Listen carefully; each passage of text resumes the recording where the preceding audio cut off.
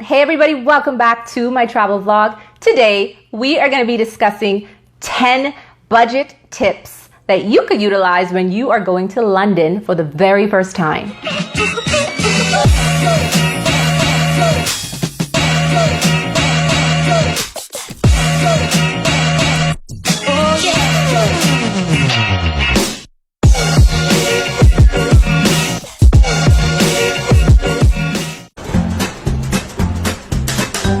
Number one budget tip when you are visiting London for the first time is to go during the shoulder months, or what they call the low season, which would be I would say the beginning of April to about the end of May and the beginning of September all the way to the first week of November. It's half the cost of what you would pay if you go during the summertime. If you have children or if you're a summer student and that's the only time that you can get off, that's definitely understandable. But if you are looking for a time to travel that is not so costly, those would be your best bet. So that is tip number one.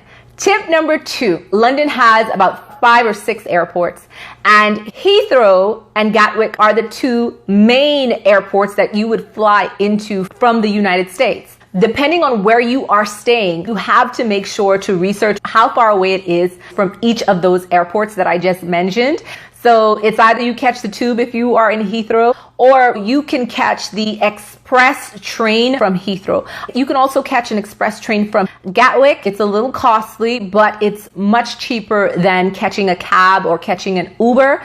Tip number 3 is to book your accommodations ahead of time. And we all know that there is not a travel video that I have done where I have not stressed that out.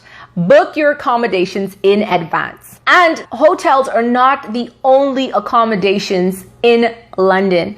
You can rent an Airbnb. There are a lot of persons that are renting rooms out of their homes. I was hearing about some sleeping pods that you can stay in and they're super cheap, as well as hostels. There are a lot of hostels throughout Europe and London is no exception. So if you are okay with that type of accommodation, that is always an option. Tip number 4 is the Oyster Card. If you are going to be utilizing public transportation in London, I would not advise on single journey tickets. Get yourself an Oyster Card. You can just top it up. There's a $5 deposit. And there's a cap on it. So when you spend a certain amount of money for the day, it caps. So you don't have to pay for the rest of your rides for that day. And whatever monies that you have left over on the card when your trip is done, that money can be refunded to you. Listen, it doesn't get any better. It does not get any better. And the card works for a few ferries, some ferries, not all, but some ferries, it works on the buses and it works on the tube. Remember that, the Oyster Card, okay?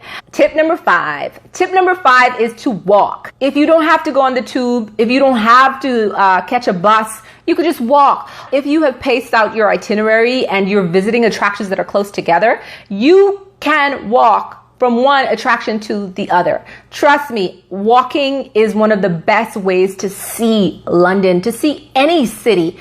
You want to walk. So walking, marcher. Tip number 6, free attractions. Free attractions, that is your festivals. That is your parks. That is the majority of the museums that are in London. The British Museum, the National Portrait Gallery, and so on and so on. There are so many museums that are free of charge, as well as if you want to take a stroll down a park or you can have a picnic in one of the parks, it's free. And what you want to do is maybe do a little bit of research, because there are a lot of events and festivals that happen in London. And if you are traveling around that time when these events are happening, you can have free entertainment. So that's something to think about. So that was tip number 6. Tip number 7. Tip number 7 is to visit attractions that are close together. London is a very congested city. When you are making plans, you have to allocate a certain amount of time on your schedule for commuting. And so therefore you have to pace yourself. You cannot see everything in one day. So I would advise, let's say you are going to be in London for 3 days. So the first day, you can go to Westminster. So you can see the House of Commons, Westminster Abbey, and Buckingham Palace. So those three are like in walking distance from each other. On day 2, you can probably do London Bridge, Tower Bridge, and St. Paul's.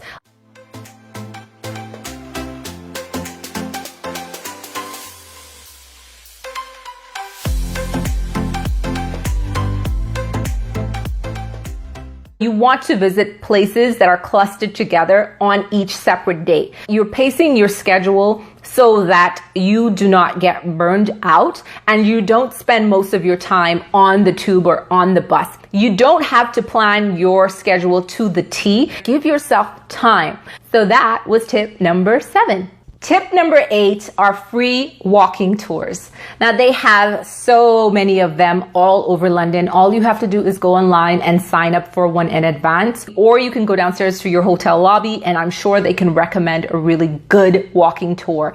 Now, one thing I will say is even though they are free, they rely heavily on tips. So I would advise for you to give them a little something to show your appreciation. Tip number 9, cheap food. London is an expensive city. I have been restraining myself from saying that a million times throughout this vlog. London is expensive. Okay, I got that out of the way. You already know that. That's why you are tuning into a budget vlog about London. But you don't have to always eat at a posh restaurant. You can go to a local grocery store. They have subs, they have sandwiches, they have fruits. And a lot of these things are put on the shelves daily. Also, if you are in Chinatown, there are so many buffets and you can eat to your heart's content for less than half of the price that you would be paying going to a posh restaurant. There is street food that you could eat. You could also eat pub food. Pub food is much cheaper. And speaking of food in London, one of the places that I have not gone to and everybody's telling me that I need to visit is Nando's. And from what I understand, they are branching out and they're going to be in major US cities. I want to have it in London. I want to go in, I want to order, I want to have my pint, and I want to have that experience in London. So if you've been to Nando's, let me know. Leave a comment in the comment section. Let me know if it's as good as everybody's been saying that it is. So that was tip number 9.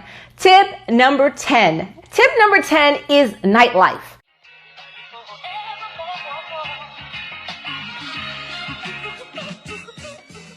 If you are out in London and you want to mix with the locals and hit the clubs, whether it's jazz, hip hop, or I don't know, whatever it is, I would suggest to go during the earlier part of the week because it is cheaper. There are even some jazz clubs that charge you half the cover cost if you go on a Monday night or Tuesday night or a Wednesday night, as opposed to Thursday, Friday, Saturday. You get the drift.